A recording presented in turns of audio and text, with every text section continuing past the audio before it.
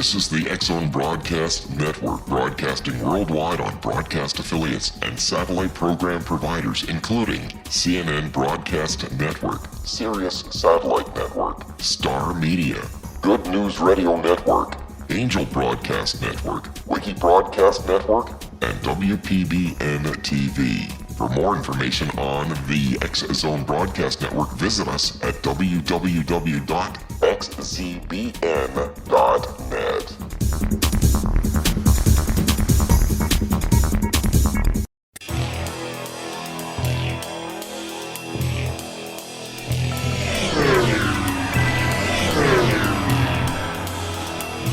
This is A Different Perspective with Kevin Randle.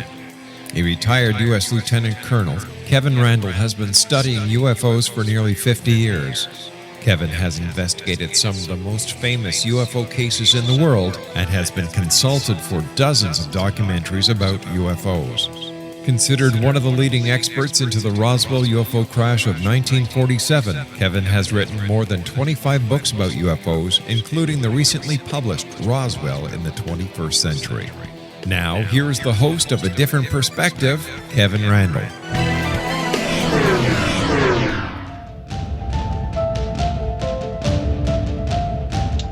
Good evening. I am, in fact, Kevin Randle, and this is A Different Perspective. We are broadcasting high atop the Baker Hotel in beautiful downtown Midland. I don't know why I said that. I just made that up for some reason. I just thought it would give a sense of travel to the show. I don't know. Anyway, I am joined today by David Booher, who has written a book called No Return, a UFO abduction or covert operation. And he sent me a very short biography, which tells me he has been fascinated by the unexplained for much of his life. He lives in southern Wisconsin, or as we sometimes say, Wisconsin. Anyway, David, welcome to the program. Oh, thanks, Kevin. It's great to be here. Thanks for having me on. As I say, your bio you sent was a tad bit thin. Can you give me a little bit more information about who you are, your background, schooling, military service, things like that? Sure. I don't really have anything that prepared me to be a writer in my life. Other than just living. I've done a lot of different things. I did orthopedic massage for about 16 or 17 years.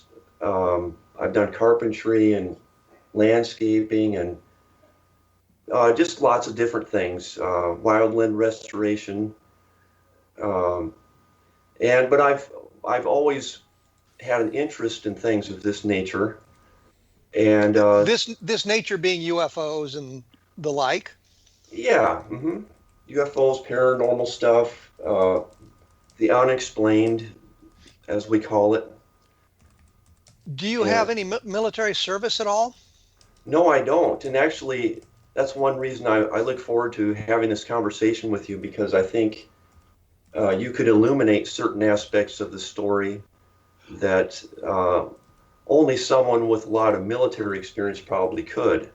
Well, that was why I asked specifically about military experience, because as I read your book, I saw some analysis that didn't strike me as completely authentic based on my reading of other military records and my own experience like that. And I thought we could touch on that when we get into the conversation about the book, which we will do very shortly. College at all? I've had a little college, but it's... I've taken a different track in life. Let's put it that way. Well, I mean, college isn't important. I think that college teaches you some things that are valuable to research, which is how to look stuff up in libraries and formulate things of that nature. But it's really not that necessary to many occupations, and I think practical experience sometimes much more important than sitting in a classroom. And the classroom sometimes sets things up that are completely different. I guess the best example, and I'm just going off on a tangent here for some reason. When I went to flight school with the U.S. Army, we were being trained by pilots who'd come back from Vietnam before our going over to Vietnam. And we were taught certain things and certain ways to do that, because that's the way things were done in the Army in Vietnam.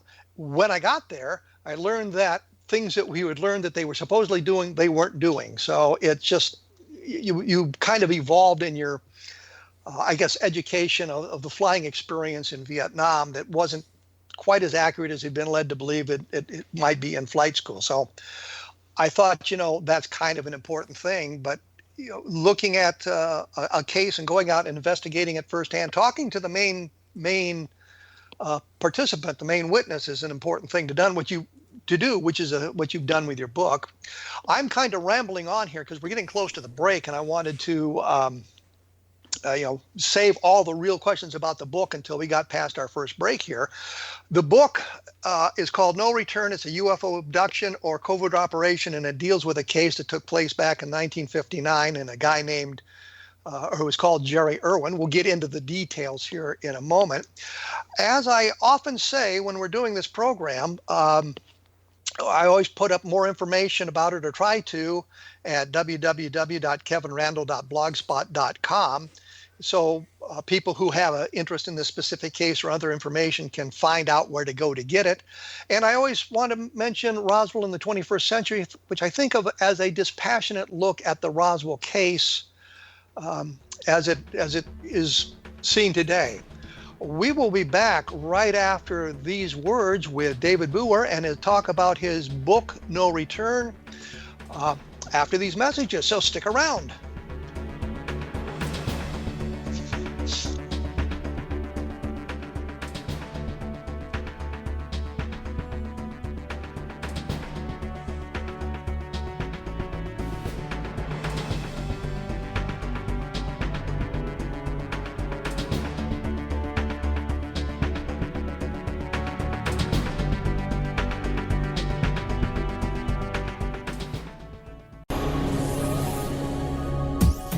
This is the X-Zone Broadcast Network, broadcasting worldwide on broadcast affiliates and satellite program providers, including CNN Broadcast Network, Sirius Satellite Network, Star Media, Good News Radio Network, Angel Broadcast Network, Wiki Broadcast Network, and WPBN TV. For more information on the X-Zone Broadcast Network, visit us at www.xzbn.net.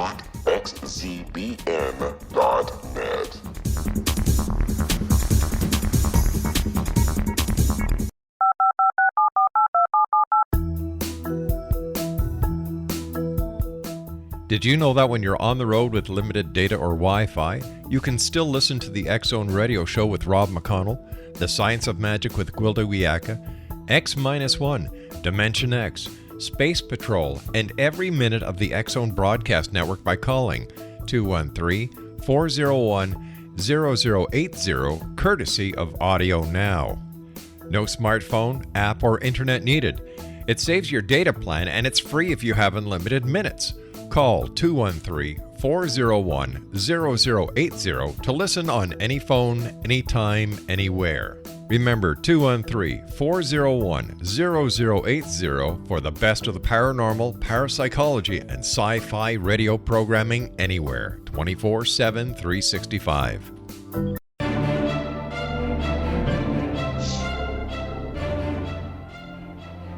I am joined by David Booher, who's written the book, as I keep mentioning, No Return. An interesting book that came from Anomalous Books, for those of you who are interested in that sort of thing. I think the first thing we need to do, David, is find out exactly what the book is about. What is the core of this book? What's the story behind it? Okay, this is a this is a case that dates back to 1959.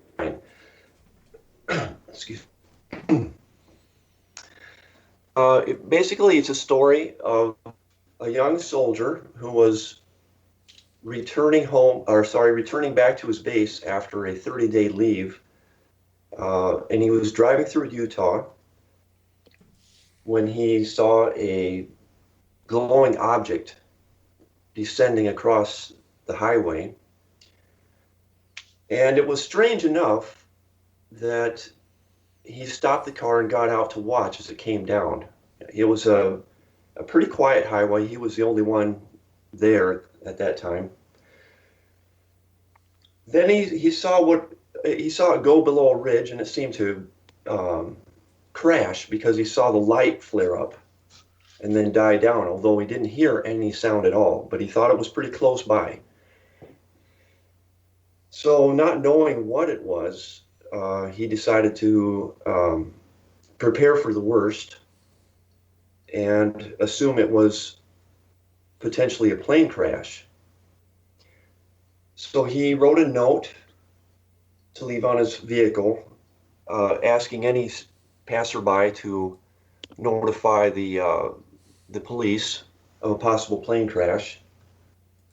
And then he prepared to go off and investigate. At the last minute, he decided that he needed to actually get people to stop and look for the note. So he wrote "stop" on the side of his car with shoe polish and put his blinkers on. And even though it's irrelevant, was it black shoe polish? Because I always had a vision of it being white shoe polish when I read this case the first time. But thinking military is probably black shoe polish? Or do we even know? We don't know. He didn't remember that detail, but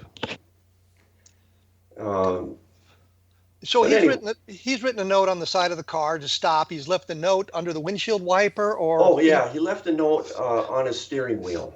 On the steering wheel, and then he takes off over the landscape to find this what he believes to be a plane crash. Yeah, apparently this is late winter now, and it's at night. He's got to trudge through apparently a foot of snow to get up to the ridge top. And he hasn't gotten very far, though, when everything goes black. And the next thing he knows, he's waking up in a hospital in Cedar City, Utah, with no memory of what happened in between. The sheriff is there. The sheriff has stopped by. They found his car. He's obviously been found somewhere and taken to the hospital. Do we know how that happened? Yes, he gets the full story from the sheriff. He was somebody did stop. It was the Fish and Game radioed into the sheriff in Cedar City, and he organized a search party. And when they found, it was probably an hour later that Gerry was found. The name of this man is Gerry Irwin. Gerry was found at the top of the ridge, about a quarter mile, some accounts say a mile from his vehicle. He'd only been out there about an hour or so, you say? Did I get that right? That was the best estimate. Okay. And so this Fish and Game agent stops at the car, finds the note, calls the sheriff's department, and the sheriff organizes a search. They go out and find him within an hour and transport him to the hospital. Yeah. It's by the time it was all said and done, though, it was about midnight that he arrived at the hospital. So there was it must have taken some time to get him down off the hilltop and get him into the ambulance and take care of him. Okay, so we get him to the hospital. He is unconscious. He's there for what, a day or two before he regains consciousness or comes to? Well, this is interesting. It was 24 hours before he gained consciousness or regained consciousness. And that's one of the big question marks, is why was he out for so long? They could find no sign of injury. Okay, so he's in the hospital. They obviously contact the military authorities at Fort Bliss. That's where he was heading, Fort Bliss in El Paso, Texas, and alert them that they found one of their soldiers injured in the snow and brought him to Cedar City. What happens from that point? Yeah, after they kept him for a few days in Cedar City for observation, he was flown back to his base at Fort Bliss, Texas. And there they kept him in the psychiatric ward at William Beaumont Hospital for another 3 or 4 days to keep keep a watch on him, test him to make sure there's nothing physically wrong with him. And after that, they gave him a clean bill of health and released him back to duty. Wasn't he concerned about the plane crash though? Didn't he ask the sheriff there in Cedar City and other people what had happened? Were there any survivors? Were there any casualties? Yeah, as soon as he regained consciousness, his first words were there any survivors? Obviously, that was foremost in his mind. And the sheriff was eager to talk to him for that reason, to get any further details he could offer, because they had searched for a crash when they were looking for him, and they also did an aerial search the following day, and there was no sign of any plane crash. Okay, so there's no plane crash. He's been unconscious for 24 hours. He gets back to his base at El Paso. They keep him in the hospital. He's got a clean bill of health. They send him out. How do we get to the UFO aspect? Well, it actually was an unidentified object. He didn't know what it was. It was actually quite strange looking, but having no way to identify it, he just basically had to prepare for what he did know about, which was planes. He didn't think it was a meteor. And obviously, if it could be a plane crash, he decided that he better see what he could do about it. But he was never sure it was a plane crash. He just didn't know what it was. And the description he ended up actually giving to the sheriff, we have a pretty good idea of that because of a document, a letter that the sheriff later sent to a UFO researcher a few weeks later. Did the sheriff contact the Lorenzens, and the Lorenzens would be the UFO researchers, I assume? Well, they were the ones that investigated Gerry's case. The founders of APRO, Jim and Coral Lorenzen. However, I don't know if they were ever in contact with the sheriff. I think they were. They don't actually quote him, but the letter that I located was a letter from Sheriff Otto Fife to C.H. Mark, who I had not heard of before, but in that letter he gives Gerry's testimony of what his experience was, and then also some details about the actual rescue effort. Did he investigate the case at all? I think his investigation was solely focused on a possible crash, and when he was satisfied there was no crash, I don't think he pursued it any further. But okay. in the description that he offered, or that he remembered from what Gerry told him, was that it was a large, brilliant object, that he could not determine the shape of it because of the bright rays shooting out from it. Okay, so we've got him back at base. He's I think private first class, which is a fairly low-ranking enlisted man. Probably hasn't been in the service much more than a year or so. He's assigned to a company. He's released from the hospital, goes back to the company. Any fallout from him apparently returning from leave late, because he clearly wouldn't have got back on time if he was in the hospital for a couple of days. Any fallout from that, or retribution for that? At the time, no. For that incident, there were no disciplinary actions taken. And I just want to offer a slight correction. Although he's often referred to as PFC Irwin, at the time of this incident, he was SP4. He was a Nike missile technician.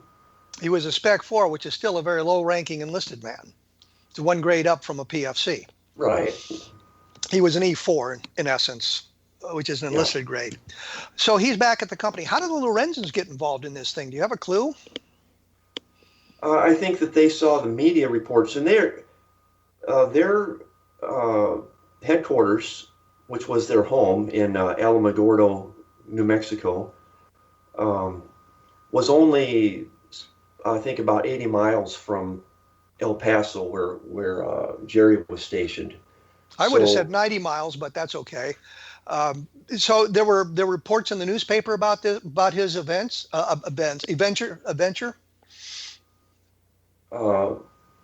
Yes, there was a wave of reports that was carried on AP, and there were a number of independent reports as well. Over about 4 days, there were a number of stories that were being published. So clearly the Lorenzens clearly the Lorenzens did hear about it. So they went to El Paso to meet with Gerry at his at the Fort Bliss. Yeah, the incident occurred on February 20th, and there was already an article in the April Bulletin for the March edition. So they were on it fairly rapidly. And they go to El Paso. El Paso, and they actually interview him in person, correct? I think the first interview was by phone, and they later met him in person. So they've gone to El Paso to talk to him about what he had seen and what his experiences are. So we've got and I'm going to have to wrap up here because we're getting close to the break here. But we've got an object seen in the sky. He thinks it's some kind of a plane crash. He attempts to go out to find it. He passes out. He's found, taken to the hospital. He eventually gets to Fort Bliss. No problems from his company commander or anything like that because he's legitimately been ill and in the hospital. The UFO report gets out over the air. The Lorenzens go to El Paso to chat with him. We'll get back to that here in just a moment when we come back. As I say, take a look at www.kevinrandle.blogspot.com and take a look at xzbn.net for some of the other fine programs on the X Zone Broadcast Network. We will be back right after this, so stick around.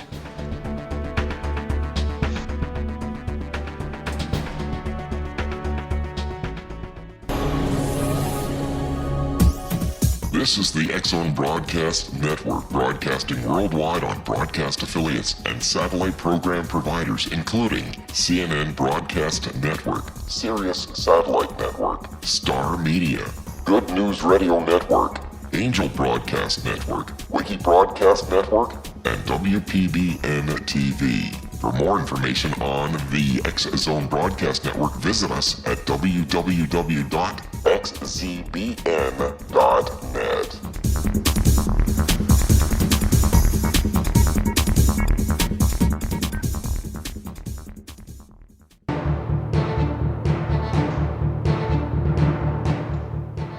I am back with my guest, David Booher,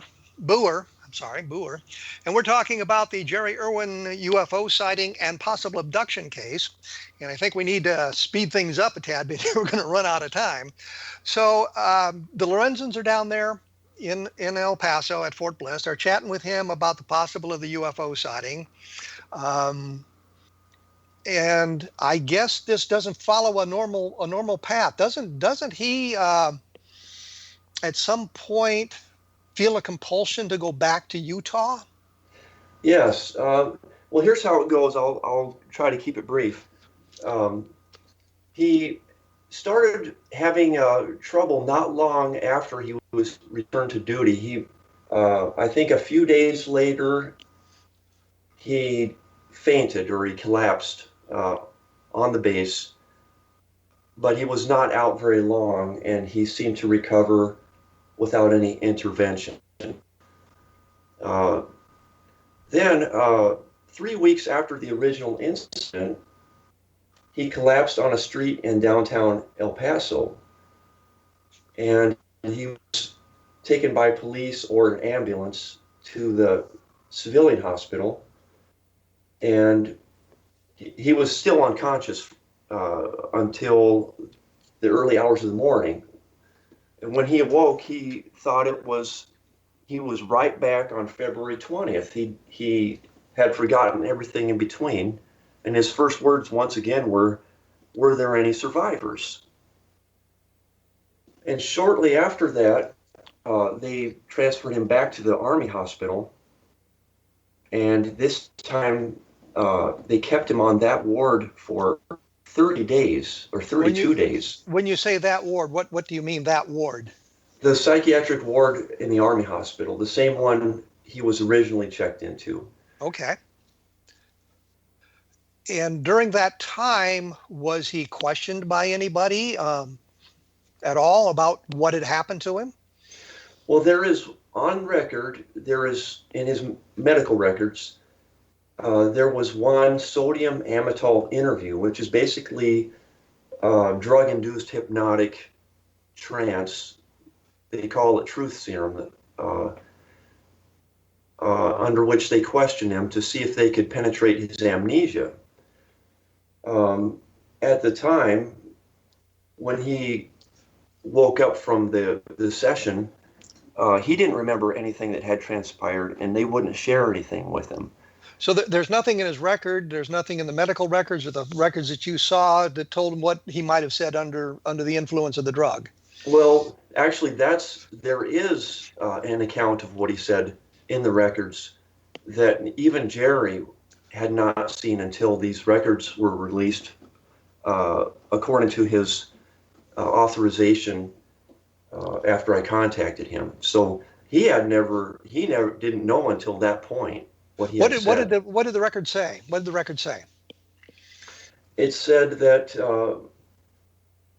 well, Gerry said that it all started when he was about 3, at the age of 3, he said. And he said that he was not supposed to talk about it, or he was not supposed to remember. He said both of those things. You say it started. What started? Well, he didn't specify what started.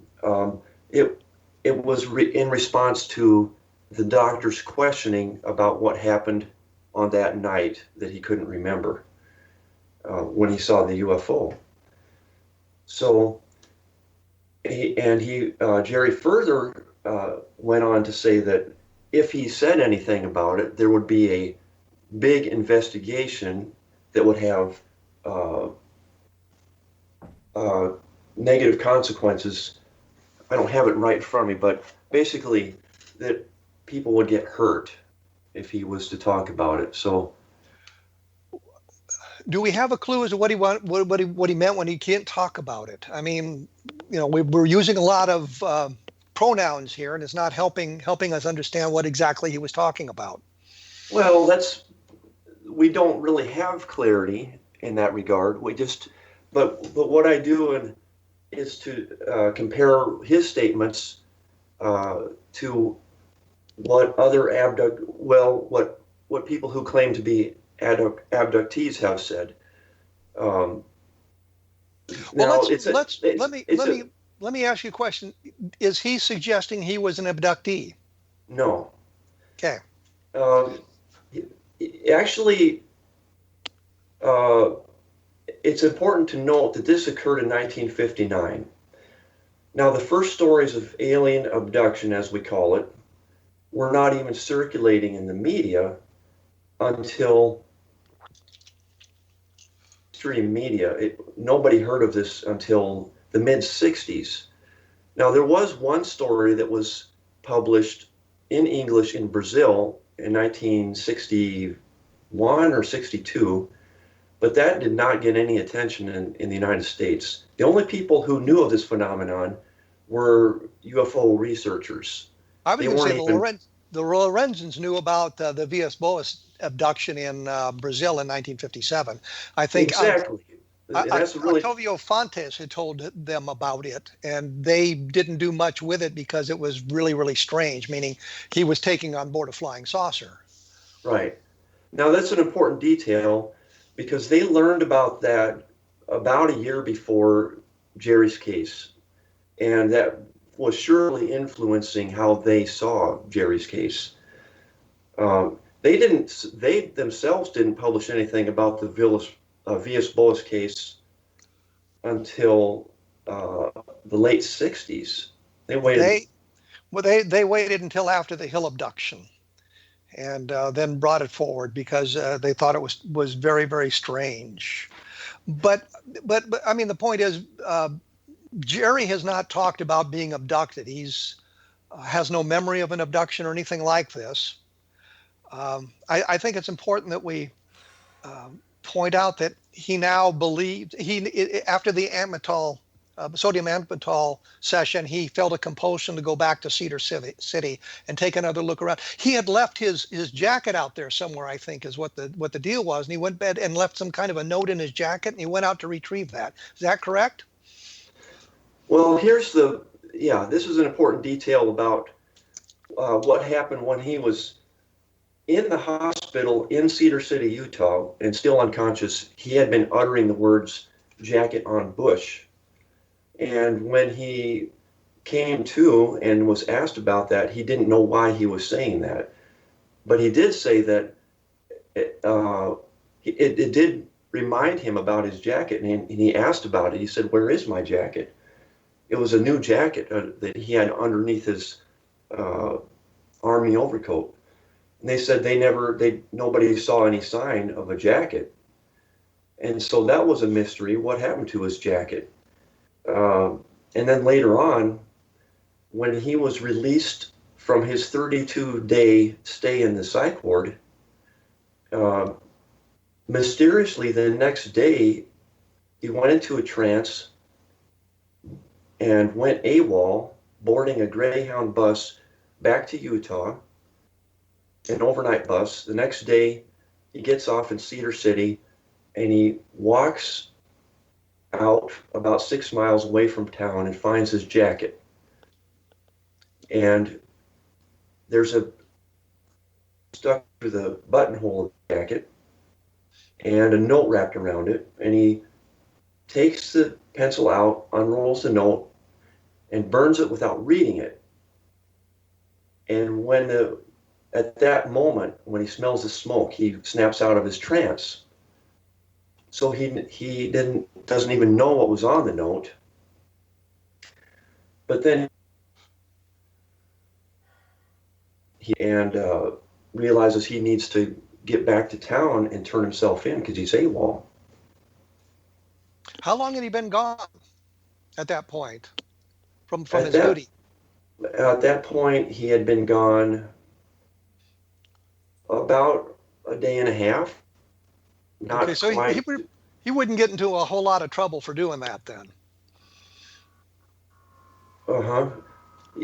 Yeah, and apparently it was not. He was fined, and I think he was busted 1 rank as a result of that. So he's back to PFC. Yeah. Okay. So, but we still have an event that took place. He's kind of out of it. He's not sure what he'd seen. He doesn't believe that there was an abduction or he was abducted by alien creatures. What does he think happened to him?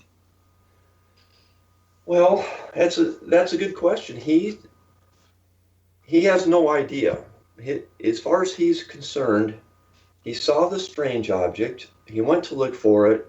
He passed out. He woke up in the hospital, and that's all he knows. And but what's so interesting, and then that's, as far as he's concerned, that's the end of the story. And as far as he's concerned, it's not even very interesting. But then it's important to bear in mind that he does not even know much of what happened in the following year. There's so much of his memory seems to have fallen into a black hole. But it sounds like it's a psychological problem as opposed to something else. I mean, people have those sorts of phases that they go through. Some people do, I should say, where they're just completely lost and they lose part of a year or something like that. It sounds like it's more psychological than anything else. Well, that's of course a possibility, and there are many possibilities that are explored in the book. Lots of questions, and the short answer to that is that he had no disciplinary problems or medical issues that anybody had noted up until the night when he saw this object. And then for about a year or a year, depending on how you divide it up, about a year, he had lots of trouble. His career went into a tailspin. And there's no real explanation for that. When people have a big psychological crisis, it's usually there's usually a precipitating event, like a trauma of some kind. So, which raises the question of, well, what kind of trauma did he experience if that's what happened? All he did was start walking towards something he thought was a possible plane crash, and then next thing he knows, he's in the hospital. What happened in between? So he disappears from the base. He's AWOL for a day and a half, but he doesn't go right back to the base. Where does he go? Well, he turns himself into the sheriff in Cedar City, and at that point, the sheriff notified his commanding officer, and it was a few days before the MPs picked him up. Okay, well let's break there, because I'm gonna have to take a quick break here anyway. Right. The book is called No Return: a UFO Abduction or Covert Operation. Quickly, you have a Facebook page about this. Give me the Facebook page quickly. Yeah, it's No Return at Forgotten Encounter. Okay, and that's on Facebook. I'll try to get a link to it in my blog at www.kevinrandle.blogspot.com, so that those of you who are interested in following up on this, you'll have an opportunity to do so. We will be back right after this with a little bit more information about Gerry Irwin and his events, so stick around. This is the X-Zone Broadcast Network, broadcasting worldwide on broadcast affiliates and satellite program providers, including CNN Broadcast Network, Sirius Satellite Network, Star Media, Good News Radio Network, Angel Broadcast Network, Wiki Broadcast Network, and WPBN TV. For more information on the X-Zone Broadcast Network, visit us at www.xzbn.net.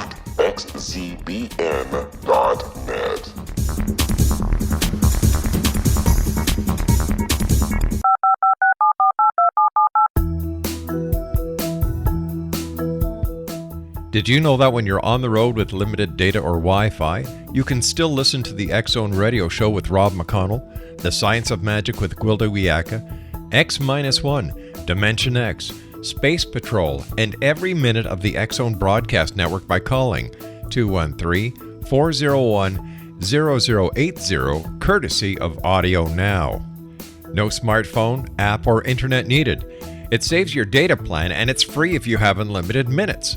Call 213-401-0080 to listen on any phone, anytime, anywhere.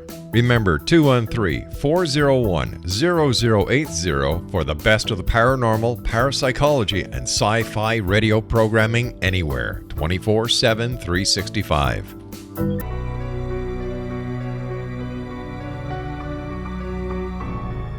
I am joined by David Booher. We're talking about Gerry Irwin, who had a bizarre experience back in 1959 that may have been UFO related, may have been some kind of a government covert operation, meaning experiments with psychotropic drugs, I guess, something like that. His military career at that point suffered from it, according to his records, and that sort of thing. But I think one of the questions that might be of interest to the audience is, did he ever take a polygraph test about this? Well, to the best of my knowledge, he did not. There's no indication in his records, his military records, that happened, and no civilian has ever administered a test. Well, I think it's also important to point out here that the Lorenzens were investigating it in 1959, and they were in contact with Gerry, had set up him to meet with a civilian psychologist or psychiatrist, and he did not make the meeting. Then he sort of dropped out of, I guess, the dropped off the radar of the UFO people, so that he was nobody was really talking about this case. Lorenzens wrote about it in the April Bulletin. I think that they did a book, UFO Occupants, I think in the end of the 1960s, 1970s, somewhere in there, where they talked about the case a little bit, but they had no resolution for it. My question is, how did you discover this case, and how did you get excited about, I mean, not excited, but how did you get started investigating it? Well, I was rereading one of Jacques Vallée's books, Dimensions, and I had read the book a couple of times in the past, and I came upon, and he has a summary of the story of Gerry Irwin in one of his chapters, and this time around, for some reason, and this is something I can't explain, I was just seized by a powerful curiosity. I just, when I read the end of the summary, which is basically that Gerry disappeared and was never seen again, I just got to thinking, well, what happened to him? People don't just disappear. He had to go somewhere. And I wondered if he was okay. I wondered if he was still alive and if he was still okay at this point. And so I started doing research. I wasn't thinking about a book at first. I just wondered, well, hasn't anybody else looked into this? And as far as I could tell, nobody had. And out FOIA requests, and that didn't really go anywhere. And then I dug up the original newspaper articles. And then I decided to try to see if I could find any living relatives of Gerry's. And in the process, I found Gerry's contact information, which surprised me, but I was able to get a hold of him directly.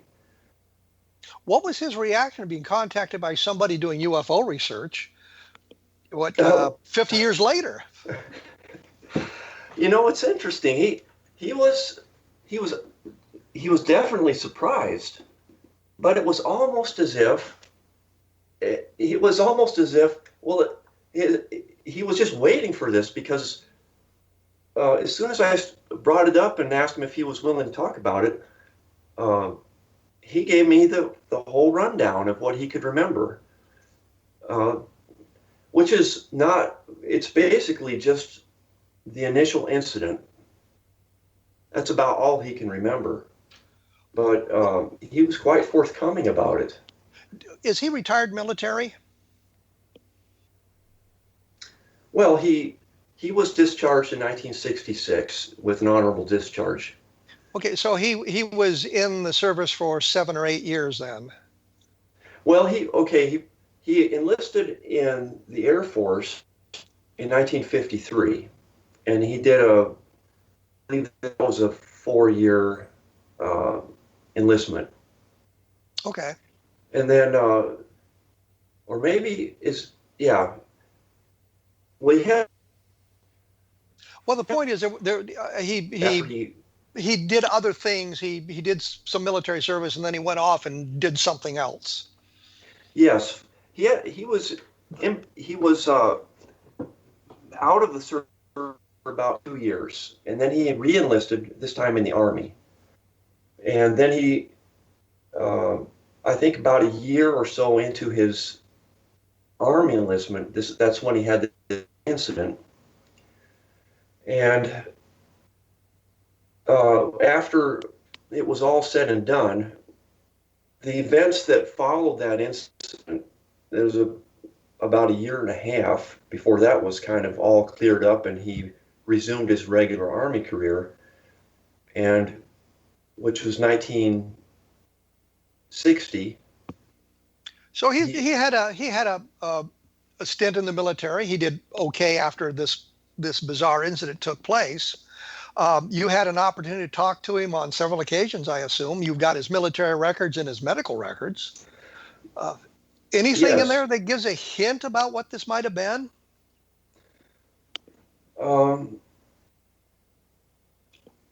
Well, the hints don't come really from Gerry very much because he remembers so very little. We have to get the hints from medical records, from what the Lorenzens recorded about him, and more clues came from file that they kept on him, which contained letters to an attorney. There was actually correspondence between Coral Lorenzen and Carl Jung. Carl Jung was consulted on the case. There was the original handwritten notes they kept. So a lot of tantalizing clues kind of arise from these other sources. What you're telling me here, what I understand you to say, is there's a lot of documentation available, and you've been able to uncover that documentation, whether it's the notes kept by the Lorenzens, the military record about this, the correspondence between Coral and a number of other people about the case. But Gerry drops off the radar in 1959 and doesn't really resurface until you find him 50 years later. That's about it. No And one all had of this, talked to him. all Yeah, of go this ahead. is laid out. All of this is laid out in the book. Yeah. I pretty much explained the process I went through and how one clue or piece of evidence led to another, and it's pretty interesting how it all unfolded. I never could have guessed when I got started on this what it was going to lead to. What do you think happened to him? I think he did encounter something that was truly unexplained. Now, although I still believe it's possible that he encountered something that was perhaps a top secret aircraft that was in development. I think that's a possibility. My hunch is that he saw something that was truly unexplained. But when we get down to the bottom line, the only person that really saw anything was Gerry Irwin. There were no, I mean, we know what his experiences were afterwards, but we don't know what all was going on with him at that time. Yeah, exactly. Now, the case that I make in the book, I think it's pretty clear that Gerry was according to all his service records, at first he was a reliable airman, and he received medals of good conduct and whatnot while he was serving in that capacity. And then later on, when he joined the Army, he became a Nike missile technician. There were no disciplinary problems of any kind. He was getting very high marks for his service. And then suddenly this thing happens, and he goes into a tailspin.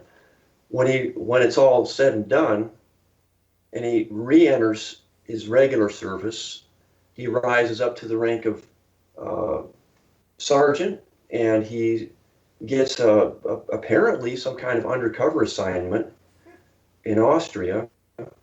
And I hate to break in here, but we're out of time. We're going to have to wrap it up there. If you want more information about what happened to Gerry and where he went afterwards, the book is No Return: UFO Abduction and Covert Operations, available at Amazon, I assume, through Anomalous Books. yes. And the Facebook page, once again, for those who would be interested in looking at that. No Return at Forgotten Encounter. Okay. Thanks for your time. I appreciate you chatting with us here. Thanks so much for having me on. Okay. Glad to do it because we have to get the information out there somehow, I suppose. Um, for those of you interested, next week I will have Francis Ridge on. He is running the NICAP website now, which is quite extensive and a wonderful resource for those who are interested in it. More information about this, and with any luck at all, I'll get the Facebook link up as well for no return at www.kevinrandle.blogspot.com.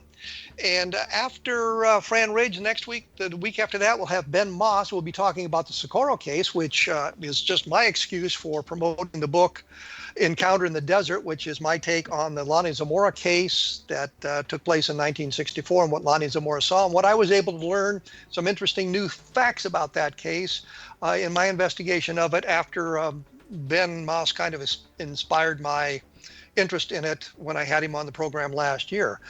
Take a look at the other fine programs at the X Zone Broadcast Network, and we will be back in 167 hours.